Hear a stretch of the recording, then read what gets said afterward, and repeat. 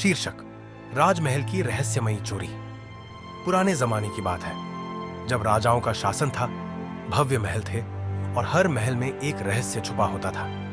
ऐसा ही एक राज्य था मालवा, जहां के राजा वीरेंद्र सिंह और रानी सौम्या अपनी बुद्धिमानी और पराक्रम के लिए प्रसिद्ध थे।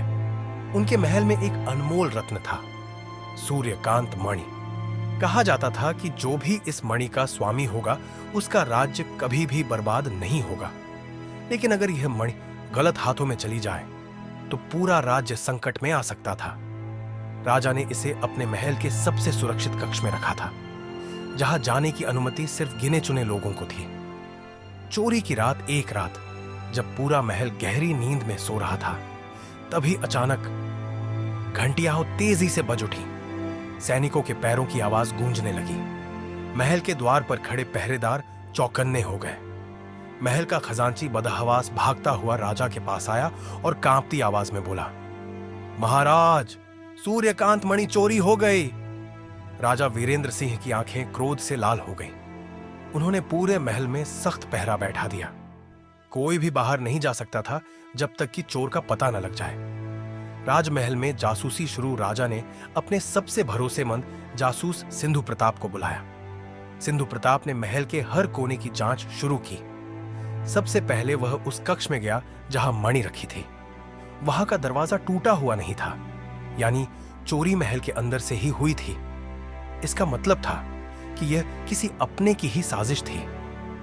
सिंधु प्रताप ने ध्यान से जमीन पर पड़े पैरों के निशान देखे, जो धीरे धीरे महल के बागीचे की ओर जा रहे थे। वहां से निशान सीधे राजकुमार आरव के कमरे तक जाते थे। क्या राजकुमार ही चोर था? राजा को यकीन नहीं हुआ। लेकिन जब सिंधु प्रताप ने राजकुमार आरव के कमरे की तलाशी ली, तो वहां से चोरी के वक्त पहने गए कपड़ों के रेशे मिले। राजा ने गुस्से में राजकुमार को बुलाया। आरव, क्या तुमने मणि चुराई? राजकुमार ने चौंक कर कहा, नहीं पिताजी, मैं तो सो रहा था, मुझे इस बारे में कुछ नहीं पता। लेकिन सबूत उसके खिलाफ थे। राजा के आदेश पर उसे नजरबंद कर दिया गया। एक रहस्यमयी परछाई राजमहल में सन्नाटा था, लेकिन सिंधु प्रताप को कुछ ठीक नहीं लग रहा था। रात के तीसरे पहर जब पूरा महल सो रहा था, तभी उसने देखा कि एक काली परछाई चुपचाप बागीचे की ओर बढ़ रही थी। वह बिना आवाज किए उसके पीछे पीछे गया। वो परछाई सीधी महल के सबसे पुराने कक्ष में पहुंची और वहां से एक छोटा सा संदूक निकालने लगी। सिंधु प्रताप ने तुरंत मशाल जलाकर देखा। वह राजकुमारी नैना थी। नैना, तुम यहां क्या कर रही हो?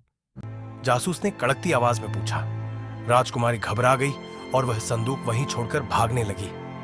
लेकिन सैनिकों ने उसे पकड़ लिया और राजा के सामने लाया गया। सच्चाई का खुलासा राजा वीरेंद्र सिंह ने कठोर स्वर में पूछा।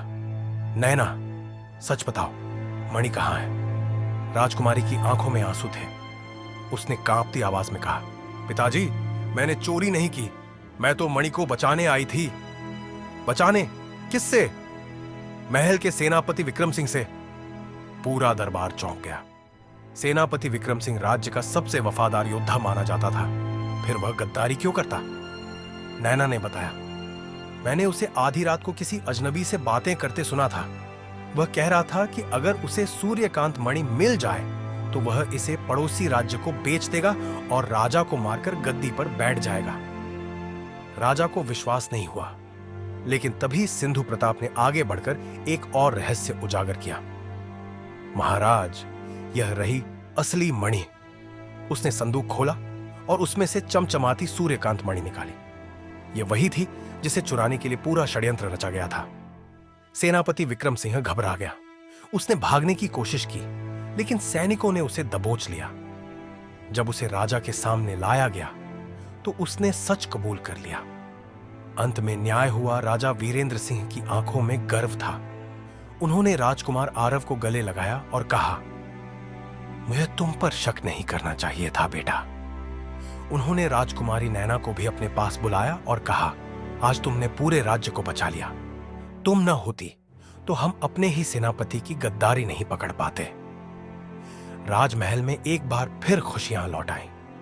राजा ने सेनापति विक्रम सिंह को कारागार में डाल दिया और राज्य की रक्षा को और मजबूत कर दिया।